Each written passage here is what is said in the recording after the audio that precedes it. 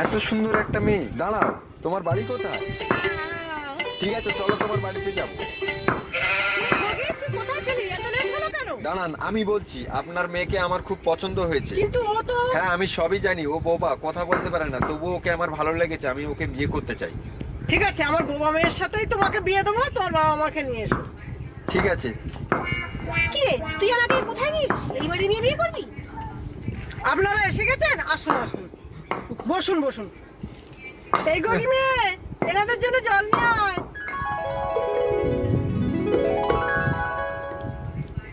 ঠিক আছে, আমার ছেলের যখন আপনার মেয়েকে পছন্দ, আমারও পছন্দ হয়েছে, ওদের দুজনকে বিয়ে দিতে চাই।